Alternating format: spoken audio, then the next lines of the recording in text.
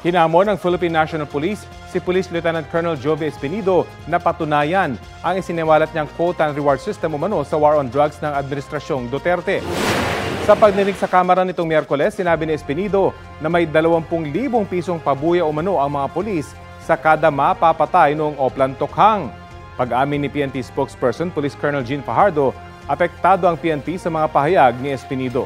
Giit ni Fajardo, marami pa rin sa kanilang hanay ang gumawa noon ng tamang trabaho. Kung meron daw ebidensya sa Espinido sa mga paratang niya, tutulungan siya ng PNP. Wala pang pahayag si Espinido kaugnay nito.